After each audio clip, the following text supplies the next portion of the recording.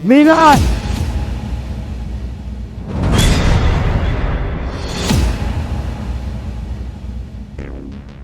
Surprise.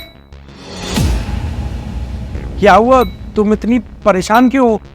परेशान नहीं हूँ मैं शॉक्ड हूँ। तुम आने नहीं वाले थे ना, फिर तुम एकदम से आ गए। तो मुझे लगा कि शायद मैं कोई सपना देख रही हूँ। एक्चुअली आज सपने में मेरे तुम ही तो आते हो। अरे नहीं नहीं मेघा, मैं तो बहुत पहले से ही आने वाला था और मैंने अपनी छुट्टी भी अलॉट करा ली थी। बस मैं तुम्हें बताना नहीं चाहता था क्योंकि मैं तुम्हें सरप्राइज देना चाहता था। हाँ, ये कुछ ज्यादा ही सरप्राइज हो गया मेरे लिए। But I am so happy कि तुम आए हो। बट फ्रेंड्स, तुम ना डिस्चार्ज पेपर बनवा लो। मैं बिल्कुल ठीक हूँ। मुझे हॉस्पिटल में रहने की ना कोई ज़रूरत नहीं है। और अभी वैसे भी प्रेगनेंसी को 8 मंथ हुए हैं, तो 1 मंथ अभी भी रिमेन है। तो तुम डिस्चार्ज पेपर करवा लो, जाओ। अरे मेघा, अब इतने दिनों बाद मैं आया हूँ तो अभी थोड़ी देर में चला जाऊंगा डिस्चार्ज पेपर। मुझे घुटन हो रही है यहाँ पर। पिछले 2 दिन से मैं हॉस्पिटल में हूँ ना, तो I feel so suffocated here.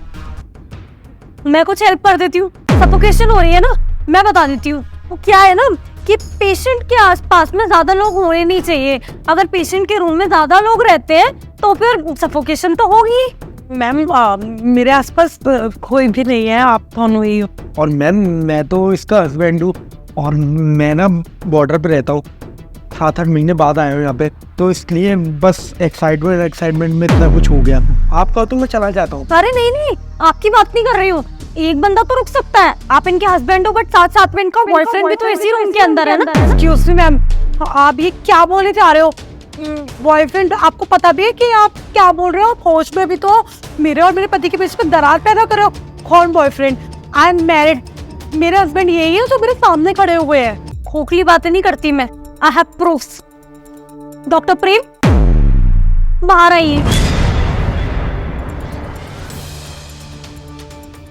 क्या कर रहे हैं डॉक्टर यहाँ पे?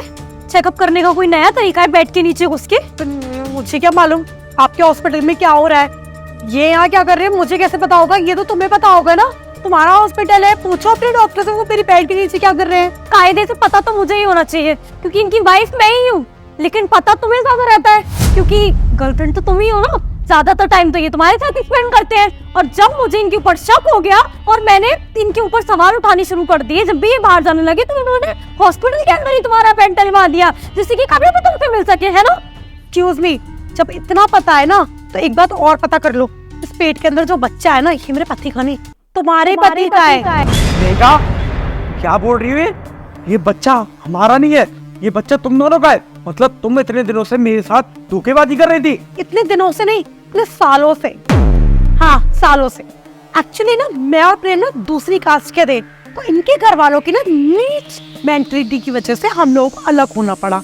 लेकिन हम लोग ना अलग सिर्फ दिखाने के लिए हुए थे, हम अलग हुए नहीं। और ये बच्चा ना इनका है और तुम बेवकूफ हो, धोखेबाज है ये आदमी। कितने साल का रिश्ता है तुम्हारा? कितने साल का है बोलो? 8 साल। 8 साल का? पिछले 7 साल से मेरे साथ में है ये, और मेरे साथ में भी इसकी लव मैरिज हुई थी। क्यों करेगा ये लव मैरिज मुझसे अगर तुमसे प्यार करता था तो?